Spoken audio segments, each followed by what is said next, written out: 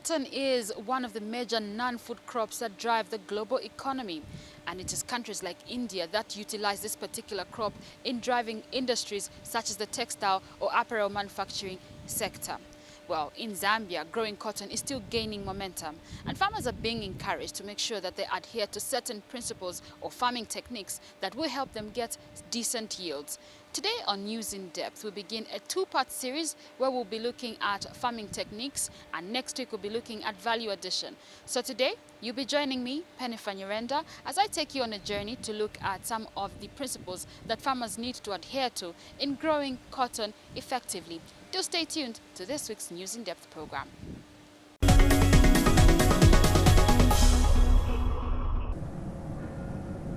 It blends into the sky as though it is part of the family of clouds.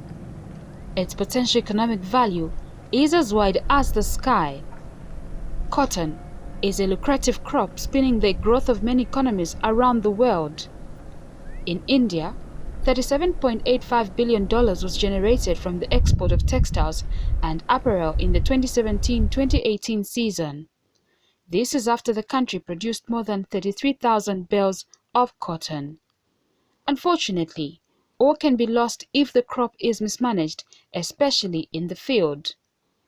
Some refer to cotton as the white gold. We see cotton as white gold. We see cotton with a potential to even replace copper. You know, copper is depleting. So the only solution that we can do is to invest more on the cotton, and the cotton industry can bring in foreign direct investments more than copper. There are countries that we've visited that we've seen that are entirely depending on cotton, which have no mineral resources, but they're able to run their economies efficiently, and their economies are doing well, their GDPs are doing well just because of cotton. The value of cotton on the global market is seen to impact the lives of many. It has been placed as one of the most widespread profitable non-food crops in the world. Its production provides income for more than 250 million people worldwide and employs almost 7% of all labor in developing countries. Approximately half of all textiles are made from cotton. In Zambia, cotton production volumes are not as impressive as the Indian picture, but vast potential is visible from the lens of the Cotton Association of Zambia. Cotton in Zambia is one of the best crops to grow and change the economy of Zambia, because cotton has the potential to create jobs and reduce poverty amongst the growers and the general population. Unfortunately, the lint is marketed outside Zambia, and a greater portion of the cotton seed is also marketed outside Zambia, and therefore unable to create jobs locally. But the potential to grow jobs, especially in the cotton growing areas and in the urban centers, when you think about revamping the textile industry and adding value to cotton, is much wider than we are looking at today. Cotton has been placed as a priority crop in the economic diversification drive. The ministry views the cotton sector as one of the commodities that can be exploited to achieve some of the goals in the 7th National Development Plan. There are issues to address the diversification agenda. There are issues also to address job creation. As you are aware, in our manifesto, through the leadership of His Excellency the President, we've promised the Zambians at least to create 1 million jobs, or if anything else, over 1 million. So the sector is engaging close to 2,500 to about 3,000 jobs within the cotton sector. The economic value of cotton has been validated by many success stories globally, and those thriving have gone to great lengths to acquire this much sought-after commodity. Achieving high production volumes of cotton is determined by many factors, starting with the kind of seed a farmer drops into the ground for that much anticipated bountiful harvest. We need to do a thorough certification. It has to go under proper seed certification, so that farmers they are planting the right kind of seed. Otherwise, if they are planting a seed which is not properly certified, at the end of the day, the yield is going to be affected. Experts say the quality of cotton fiber begins in the field, hence the need to manage the crop well. From the time the bores are opened, the farmer has got to take precaution measures to make sure that the white color is maintained on the crop up to the harvesting until it is delivered to the giner. Like other crops, seed recycling has a negative effect on yields. Once the seed variety is recycled for a long time, it has got a negative impact on the yield. So you find that if these the cotton companies are not truthful in on the type of seed which they are giving to farmers, it will have a negative impact on the yield. Chureza, a locally bred cotton seed variety, originally released in 1978, forms part of the three major seed types that are commercially grown. The other two are CDT2 and CDT5, which were released in 2005 and 2010. The varieties have undergone modifications, giving cotton farmers better yields. It is very, very important to oversee the quality of the varieties is maintained. One, by also when you are growing seed, you grow it in a specific zone for a specific variety, not mixing the varieties. And also to avoid planting recycled seed as seed that would compromise the quality. So the Cotton Development Trust, there we have about 3 varieties that are currently on the market. The other variety that we had, because we are speaking about quality, it was in the industry, but because of admixtures, we withdrew it and is undergoing cleaning. So after cleaning, if we will try to bring it back to the industry, so that if the geners or the buyers of the seed still want it, we can put it on the market. Zambia has 3 major cotton seed zones, which are also providing seed multiplication services. The 3 are in the eastern, southern and central provinces. Multiplication becomes a worry when quality is compromised. From the seed multiplication point of view, quality is very, very important to maintain. Quality will also involve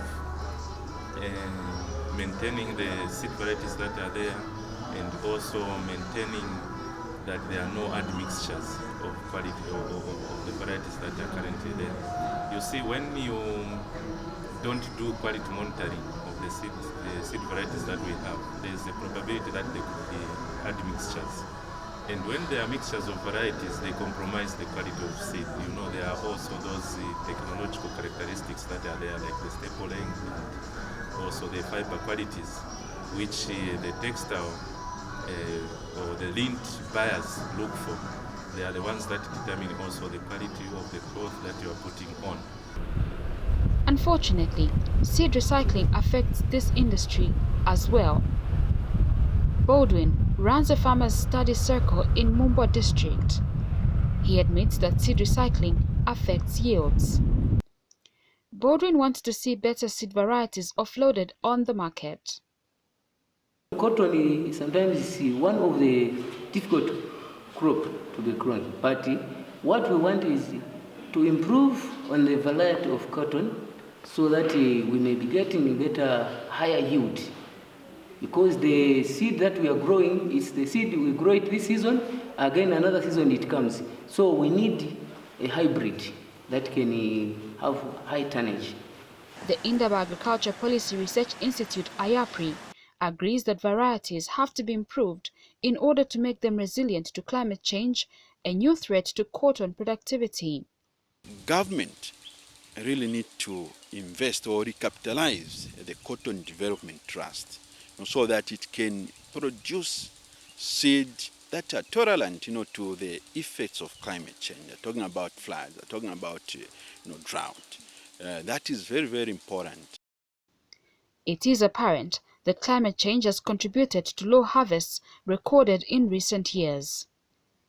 In the last farming season, we had an all-time low of approximately 55,000 metric tons of cotton produced, which was down from 120,000 metric tons. So as you can see, there's been a more than 60% drop in cotton production. Cotton seed producers and analysts are aware of the need to make seed climate resilient. At the moment, you find that the rainfalls that we are receiving now, you find that in certain months you would have prolonged dry spells, and that would affect the crop. But cotton, compared to maize, you can get that is a good point. Cotton, compared to maize, is more resilient to drought. Like for the last season, where in January we had almost almost at the dry month, cotton was able to survive, and maize, those who planted maize early, they lost quite considerably. And the farmers that are happy now are cotton farmers, like for this year. The seed supply chain in the cotton industry is unique. Currently, as an association, the CDT is a major seed supplier because they are the ones that breed the seed which we give. So as an association, the CDTs, the Cotton Development Trust, they are the ones that supply the breed for seed on our behalf. Then we buy pre-basic seed, then we multiply using we give our farmers for further multiplication. So they are the key in this industry because they supply seed. They are the people who are in charge of the breeding of the kind of seed, the good variety of seed.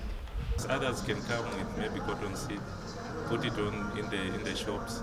Sometimes it is difficult for farmers to go and buy the seed in the cotton in the shop when they know that they can get it for almost free, 100% pre-financed. So that is one of the challenges. Enhanced private sector participation in cotton seed supply is being demanded. They have been talking of, having a private company that can come and start, producing seed, of high quality. But of course, I'm not undermining that, the quality, the seed which is there. Parent seed is okay. But when it comes maybe to multiplication, that's where the adulteration, comes in, because, a lot of farmers, produce that. The seed supply challenges make the Cotton Board of Zambia lobby for specialized seed companies in the industry. Some industry players say it is easy to start farming cotton. The view comes from the practice where ginning companies buy cotton seed at their own cost for onward supply to farmers. These companies go a step further and provide inputs and other requirements on a pre-financing arrangement. The cotton sector is very interesting. We operate in terms of pre-financing arrangements where cotton ginner or cotton company provides inputs to the farmer on credit. These inputs are in the form of chemicals, seed, and fertilizer in some instances. These, since these are a form of credit, they are expected to be paid back when the farmer harvests their crop. And the way we can say the cotton companies obtain or get their cotton from the field is we actually follow up farmers to their respective areas in order to purchase cotton. So that's why I said it's very interesting, because we actually follow farmers to their doorstep and purchase the cotton on cash basis. I don't think there's any other sector which follows that same business operation. Unfortunately, some farmers have been linked to the abrogation of the pre-financed deals as they sell off their harvest to companies that did not finance them, an act referred to as side selling. Over the years, there's been a trend by farmers to abrogate these contracts by selling their cotton at harvest time to another company. Now, unfortunately, this is very uncompetitive behavior, and in many instances constitutes fraud, because you're going against a signed contract. One of the challenges that we have is what we call side buying and side selling, where you find someone who didn't finance a crop comes in and buys the crop. That is not good for the investors. So we try to protect investment for the farmers. Also, we regulate the marketing, production. Side selling is a big problem and punitive action is being recommended. The regulators in the cotton sector, who are the Cotton Board of Zambia, have their own punitive measures for dealing with farmers who go against their contracts. They have inspectors in the respective areas who are there to police any issue to do with cotton. So with regard to side selling, it's up to the Cotton Board of Zambia to decide what measures they'll institute. These might be either taking the farmer to task and asking them to get the cotton and return to the rightful owner, or who is supposed to be the rightful owner of the cotton. In Zambia, commercial farmers do not grow cotton. The number of small-scale farmers is estimated at about 300,000.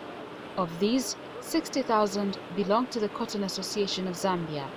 This is something that is also worrying us. We don't have all the commercial farmers who are doing cotton. It's more on the small-scale side. The not-so-impressive yield volumes in fields reflect in the figures provided by the Cotton Development Trust, who outlined that harvests among small-scale farmers rarely go above 1.5 tons per hectare. This is against the potential 2.5 tons to 3.5 tons per hectare. Numerous factors are seen to impede high productivity in the cotton subsector, most of which hinge on farming systems. Mankind's hunt for cotton competes with pests and diseases who also eye the crop. It is highly susceptible to pests and weeds, so it requires also the spraying of chemicals. Seedling pests often go for the stem and the early leaves of the plant, while vegetative pests target the leaves. Some insect pests attack the fruit-producing structures of the plant, which can either be the flowers or bores.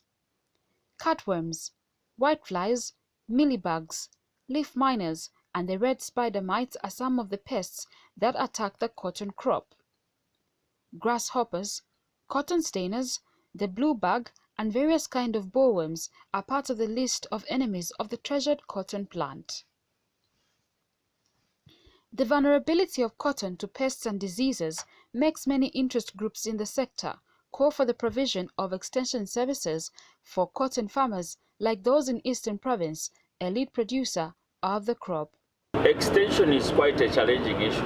We would also want government to come in to provide extension services just as they did in the past when Lintco was in place. Because during Lintco, agricultural extension officers were seconded to provide extension service on behalf of Lintco. The farmers are also not happy with companies that provide inputs on the pretext of providing the much-needed extension services. The companies that are giving inputs to farmers, they claim that they provide extension services, which is not true. Cotton Association of Zambia has employed about 12 field facilitators who are actually doing the extension across the board, because they are even visiting farmers who are getting input from other outgrowers. Another point of worry is the cost of herbicides required for post-emergence management of cotton. The biggest challenge is that they want to grow cotton, but now the major thing is that the many herbicide that they can use on post-emergence on cotton is not very much common on the market. We only have pre-emergence, which we use glyphosate. So now we want post-emergence that when the cotton is planted or has germinated already, we can spray so that the cotton is left. But now we don't have that. For IAPRI, deployment of personnel is the starting point of extension services. When you look at low productivity, I think as a sector, we have to have a robust, extension, program because one of the challenge which is there, contributing to low productivity is lack of adequate extension officers. You are aware that, extension is provided by the ginning companies. I think that is not enough. We need a robust extension provision for cotton. The Cotton Board of Zambia agrees that extension services are lacking. In as far as the information on how to produce cotton, that information is there. It's just probably the process of transferring it to the farmer, the extension component, which is not yet fully coordinated. We have about 10 companies doing outgrower schemes, and each one of them doing their own extension method. The board is thus calling for a harmonized method of offering extension services in partnership with seed supplying institutions like the Cotton Development Trust. We, as Cotton Board, we have been feeling that we need to have a harmonized method of extension where an institution like CDT, Cotton Development Trust, is the institution that is mandated to do the research in Zambia, come up with varieties, what are the best growing conditions. Unfortunately, that institution is not adequately funded to be able to discharge its mandate fully. So we have been yearning for support for our research. The board is also nudging farmers to give the crop due attention. Some companies have tried to provide fertilizer to some of our cotton farmers because there's been a legacy saying that cotton doesn't need cotton, which is a misconception. Cotton doesn't need fertilizer. Actually, cotton, like any other plant, needs fertilization. So if that component was seriously looked at, it would improve our production levels. Unfortunately, some of the companies that tried to provide fertilizer, you find that farmers divert that to something like maize, which they may not necessarily get the fertilization. So we have that vicious circle of trying to see how we can uplift the production. Training is also being encouraged. As the Cotton Association of Zambia, through we received some funding to help the farmers on how to improve the production and productivity. So through these trainings, we train farmers in different kinds of managements, how to manage cotton. So we train them on different ways on how to improve their cotton production and productivity. Increasing cotton harvests is projected to impact lives of smallholder farmers positively, as they could earn more income, which escalates to the national level.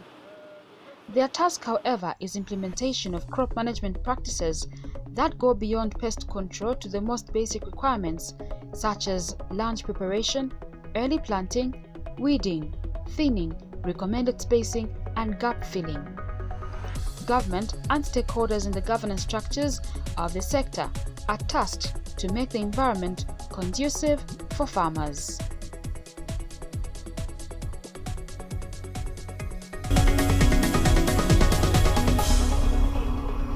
We've come to a close of this week's News in Depth program, where we were looking at some of the farming techniques that will help farmers get decent yields in as far as growing cotton is concerned. As we did mention at the beginning of the program, this was a two-part series. So next week, join us as we look at opportunities in as far as value addition to cotton is concerned. I've been your host, Pennipher, saying goodbye and God bless you.